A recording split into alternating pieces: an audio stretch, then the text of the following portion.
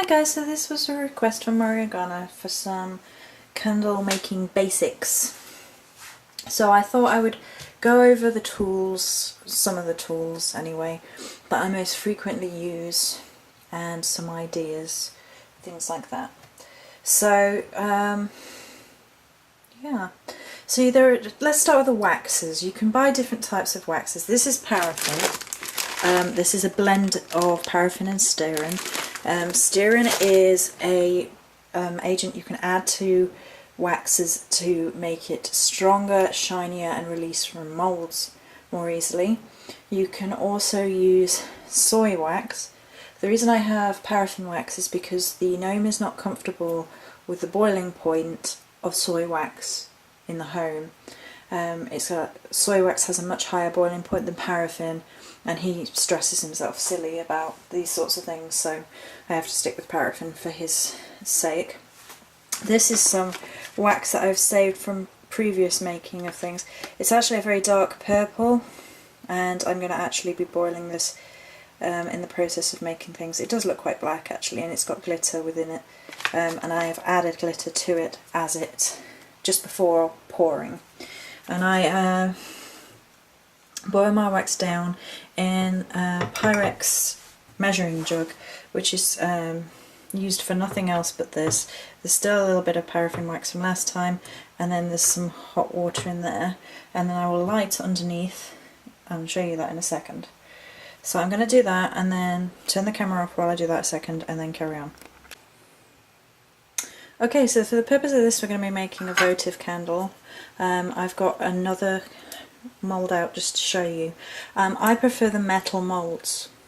The metal moulds originally might cost you a little bit more than the plastic moulds. However, I think they're better value for money. I think they last longer. They release the candles easier because the metal expands and contracts. And I just prefer them, to be honest. This would be the tea light one.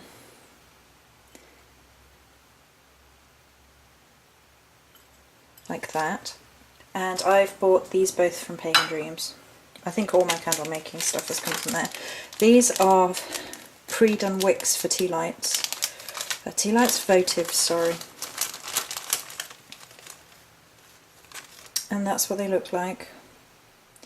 In order to stick this in here, I wait until the wax is melted down, and then say this was the wax, and then pop it in so the wax would cover the little silver tab at the bottom, and then place that down firmly. Maybe not that one, that looks like it's got a click in it, which sometimes they do. There, that one's better. And then place it down with wax. You don't want to be sealing it with anything else, and wax will obviously release and move out a bit. You want some newspaper down for wherever you're working. So this would go on here like this. I use a sharp stick for stirring and for poking holes in to help with the sinkage problem. If you poke holes in it, it doesn't sink so much and it's easier to fill up. This is another metal mould, and this is the wick that is used. And these I heartily recommend. That one needs a clean. But they are wick alignment tools. I got these from Pagan Dreams. And you just literally, if I can see what I'm doing, oh, there we go. You would put that over the top there and put the wick through. And you see this little hook, and you can tie the wick around and then pull it through the end. And that keeps it dead centre rather than allowing the wick to mend off.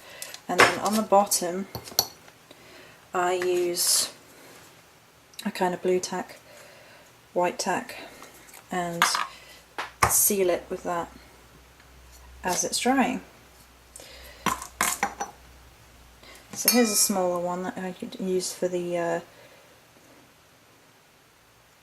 votive. It's actually too big for the votive, but I bought two sizes originally, and the first one was too small for the candle mould I want.